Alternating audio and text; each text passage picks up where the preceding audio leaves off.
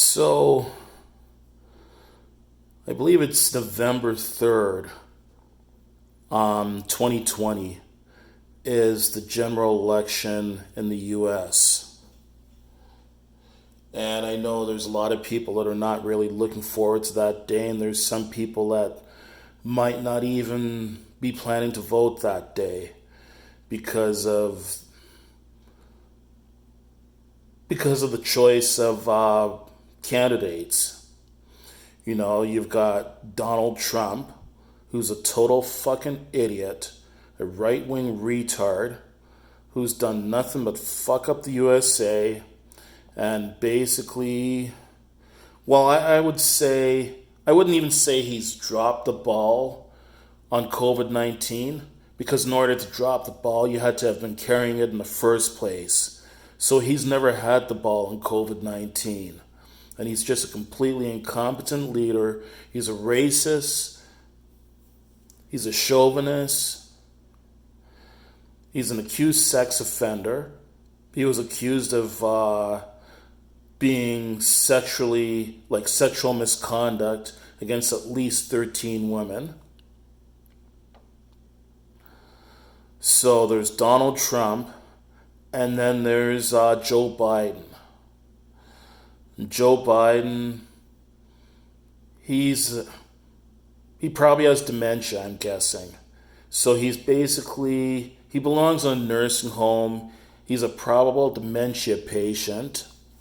Doesn't know whether he's coming or going, or what day of the week it is, or what month of the year, or maybe even what year it is. He behaves erratically quite often. There's been examples of his erratic behavior, and he's also an accused sex offender. He also has at least one woman accusing him of sexual assault. So unfortunately, these are the two main candidates in the U.S. election. Well, I'm here to tell you as a Canadian that those are not your only two choices as an American on election day. There's another choice. The U.S. Green Party. So right now, the U.S. Green Party, I think they're having the 2020 Green Party presidential primaries are occurring right now.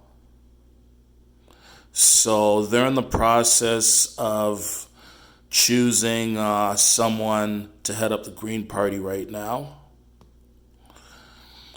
There will be 382 delegates elected to the Green National Convention, which will take place over July 9th to July 12th. A candidate will need a simple majority of these delegates to become the Green Party's nominee in the 2020 presidential election. And some of their former nominees are like Ralph Nader, David Cobb, Cynthia McKinney, and political activist Jill Stein. Both Nader and Stein received a nomination for president twice from the Green Party. The former vice presidential nominees of the Green Party are environmentalists and economists Winona LaDuke, political activist Pat LaMarche, organizer and hip-hop activist Rosa Clement, national coordinator of the Poor People's Economic Human Rights Campaign, Sherry Honkala, and human rights activist Ajuma Baraka. So they have not yet selected a candidate, so they will be selecting a candidate in July.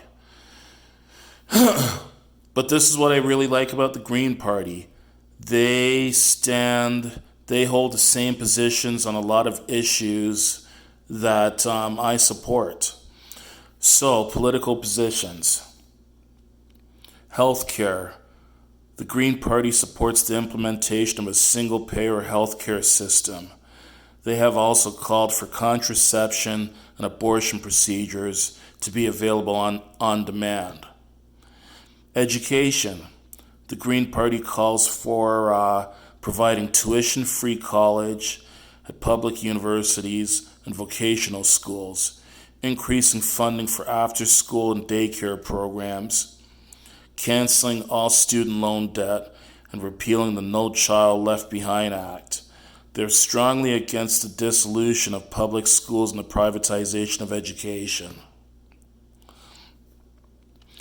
In 2006, the Green Party developed a Green New Deal that would serve as a transitional plan to a 100% clean, renewable energy by 2030, utilizing a carbon tax, jobs guarantee, tuition-free college, single-payer health care, and a focus on using public programs.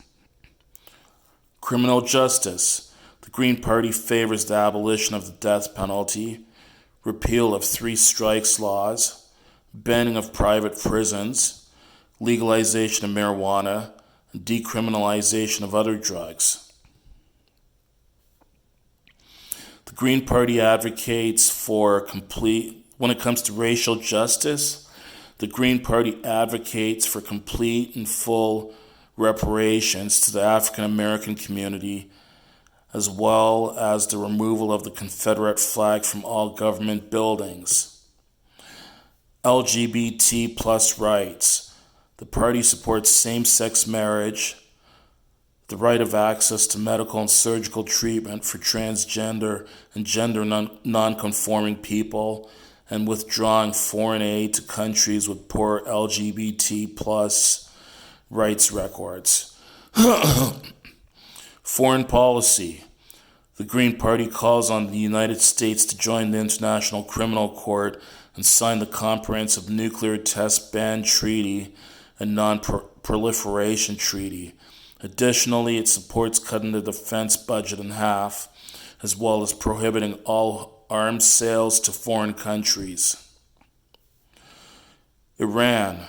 The Green Party supports the 2015 Iran nuclear deal to decrease sanctions while limiting Iran's capacity to make nuclear weapons.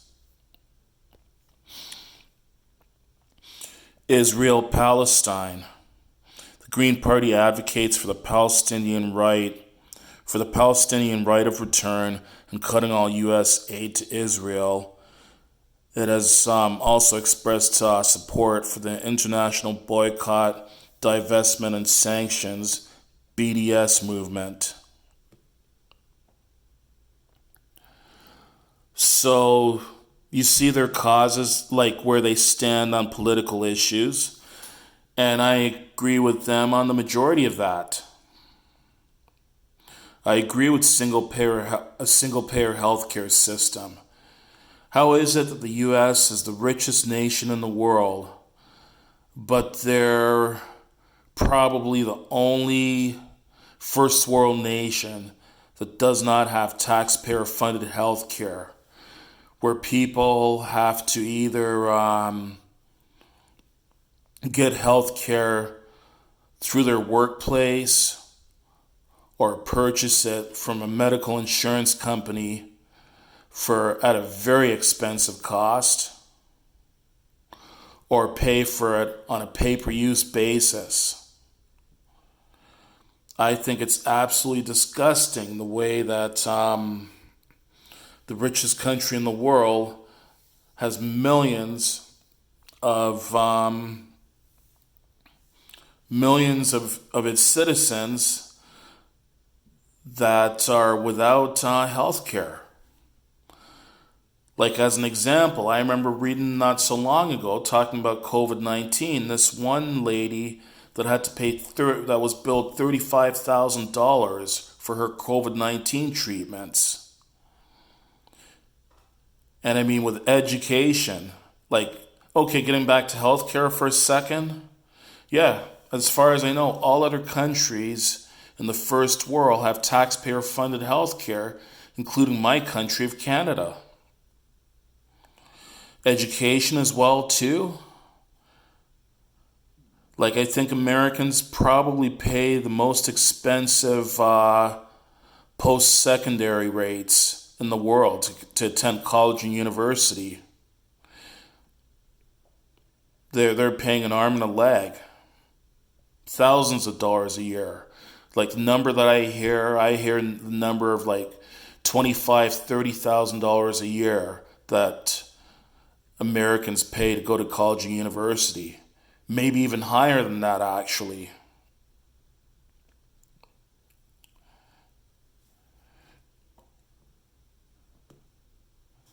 Like, I agree with the majority of their political positions. And I know that Kyle Kulinski, aka Secular Talk, that's the name of his YouTube channel, Secular Talk. I know that he supports the Green Party as well, too, because in fact, I remember hearing him on his program in 2012 and 2016. He stated that in 2012 and 2016 he voted for Jill Stein, who was the leader of the U.S. Green Party at that time. I mean, I would never ever support the Republicans. If I could vote in the U.S. election, I never ever would support the Republicans. And if someone held a gun to my head and say, choose between the Democrats and the Republicans, yes, at the end of the day, I would vote for Joe Biden over Donald Trump, because I would take any Democrat over any Republican any day of the week. But as far as I'm concerned, the two of them are just... They're both horrible candidates.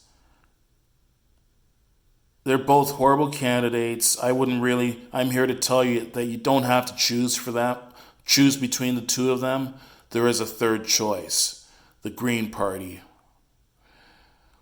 I agree with the way where they stand on most political issues, and I'm sure that some people watching this video probably also agree with where they stand on most political issues. So give that some choice.